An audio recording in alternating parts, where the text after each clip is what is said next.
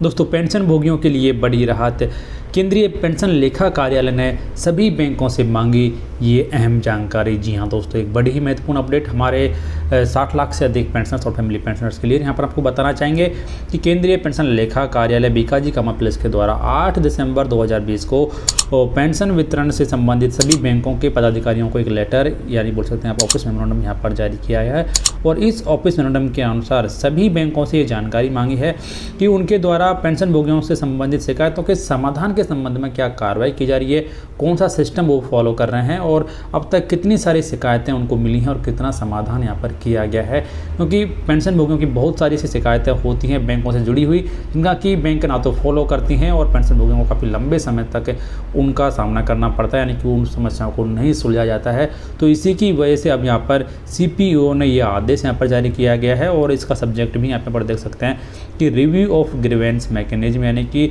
जो शिकायतों के समाधान के लिए क्या सिस्टम या फिर क्या प्रणाली को फॉलो किया जा रहा है बैंक के द्वारा, उसका रिव्यू यहाँ पर किया जा रहा है और कुछ बदलाव यहाँ पर हो सकते हैं आने वाले समय में। तो सबसे पहले यहाँ पर कहा गया है कि जो गाइडलाइंस जारी की गई हैं CPPCs के लिए और CPO के द्वारा इसके संबंध में पहले भी आदेश जारी किए जाते रहे हैं, तो उसके संबंध में सभी बैंकों से ये जानकारी मांगी है कि यहाँ पर आपके पास में पेंशन से जुड़ी शिकायतों के समाधान के लिए जो मैकेनिज्म आप फॉलो कर रहे हैं उसकी जानकारी दी जाए। तो सबसे पहले यहाँ पर मांगा है कि आपके पास में जो वर्तमान में एग्जिस्टिंग ग्रीवेंस रेड्यूसल मैकेनिज्म है उसका जानकारी दी जाए। देख सकते हैं आप यहाँ पर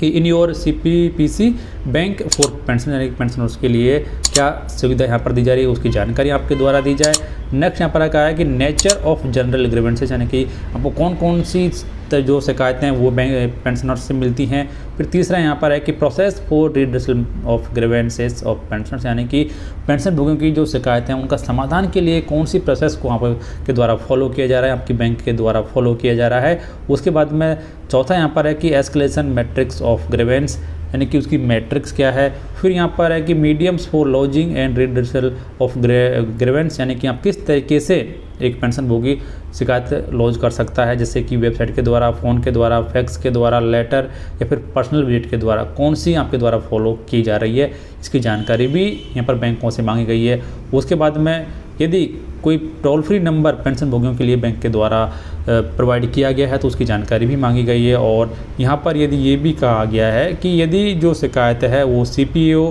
या फिर PAO या फिर हेड ऑफ द मिनिस्ट्री या फिर हेड ऑफ द डिपार्टमेंट से संबंधित है तो वो किस तरीके से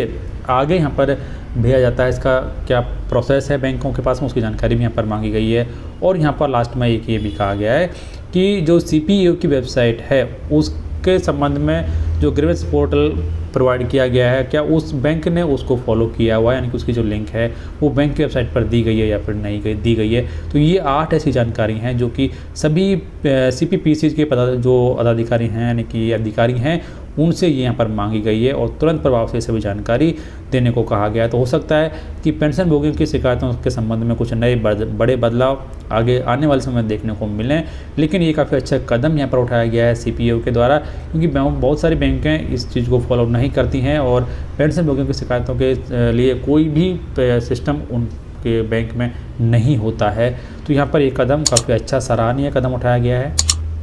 फिलहाल इस वीडियो में इतना ही। जानकारी अच्छी लगी होगी, वीडियो को लाइक और शेयर करना ना भूलें और बने रहें हमारे YouTube चैनल के साथ। हर एक यूजफुल वीडियो सबसे पहले देखें।